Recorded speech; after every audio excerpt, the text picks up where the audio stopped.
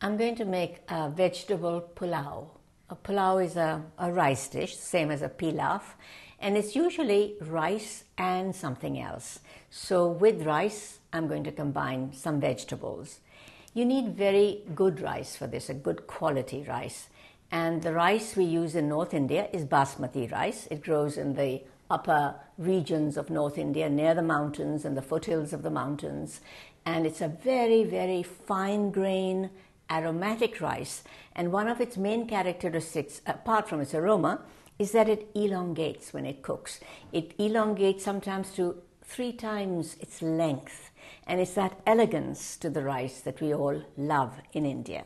And here it is. This is basmati rice that I'm going to use. I'm going to use some oil, some fresh ginger, some mustard seeds, the brown kind, garam masala, salt, turmeric, carrots which are diced potatoes, green beans cut up, and some nice spicy hot green chilli. I start with the rice, the basmati rice. It needs to be washed and soaked. Now what we're aiming for always in North Indian rice is that they say rice should be like brothers, close together but not stuck to each other. And there are many ways that you prevent rice from being stuck to the next grain of rice. And one of them is by washing and soaking it. So you take the rice, and I'll take a bowl, and here we go. Put the rice in the bowl. Pour enough water to cover.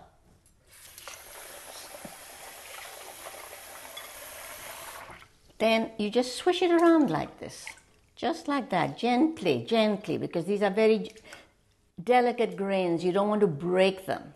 And then you pour it out. I wash it about 5 or 6 times. You don't have to drain all the water out, just most of it each time. And what you're aiming for is not absolute clarity in the water. It should be reasonably clear. And 4 or 5 times will do it. The reason for washing the rice is that when rice is milled, there's powder, the milling powder that clings to the rice. And you want to wash it away, otherwise the rice will be gummy. Now you just put in enough water to cover generously. And then you leave the rice to soak for 30 minutes. For this recipe, I need fresh ginger that is grated finely. And to do that, I will first peel it, because you need to get the skin off. So I can just peel off a section of it, like so. So when you've finished peeling the ginger, you use a fine steel grater like this, and you just grate it.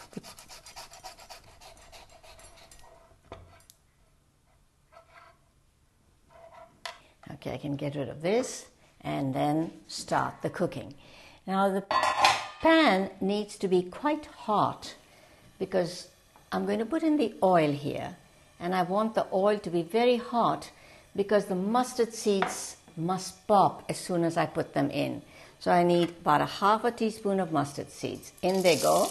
Now you see they start to pop, and you have to be ready with everything else. The vegetables go in.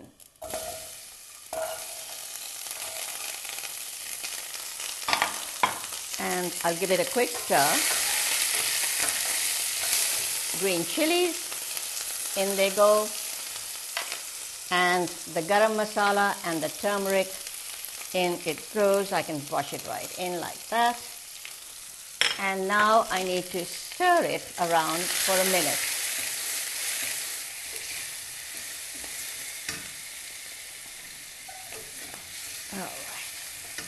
And do this on fairly high heat because you want the potatoes just to get maybe a little browned, very little. Now, it's already smelling lovely in here. And of course the ginger. And now you stir these around for a minute. Now, here's the rice which has been soaked.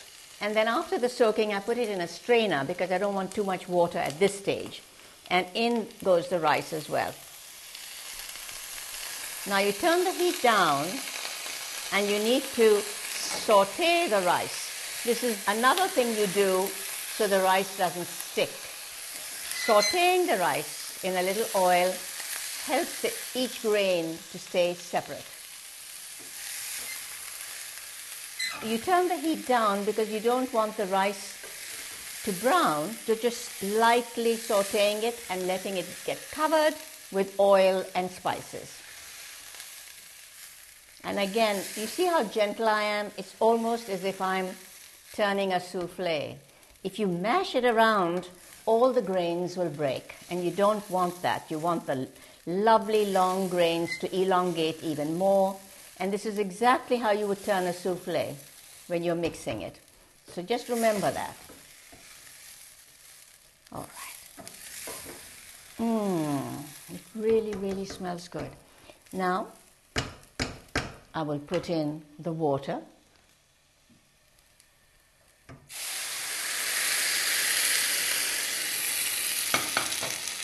And the salt. And bring it to the boil.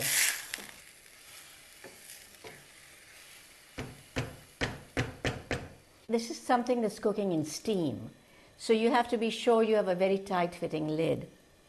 Sometimes you don't have a tight-fitting lid, so what I'm going to do is use a piece of foil in between the lid and the pan, because there's not enough water. If it boils too fast, your rice will not cook through, so you really want all the steam to stay inside. Once it's come to a proper boil, cover it with the foil and then put the lid on tightly, like so. Make sure it's covered, and then turn the foil in so it's cooking in steam, and then turn the heat down to very, very low as you will go. In fact, pick one side of your hob that's really the heat goes very low, and you cook this way for 25 minutes. The rice should be done now, but just in case it isn't, I will check because I never quite trust it. I'm going to take this off. And you have to be very careful because there's a lot of steam in there, so very carefully just get it. See, the steam is coming out. I will check the top grains of rice. They're perfect, just wonderful. Now, you can either cover it back and leave it for half an hour. If you have gas, this can sit and it'll stay warm. But if you're ready to serve, you can do it now. So again, lift this carefully. Let the steam come out.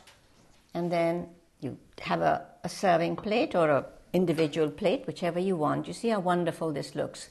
There is a way to serve rice so that, again, you don't want to break the grains. So very slowly do this with a slotted spoon.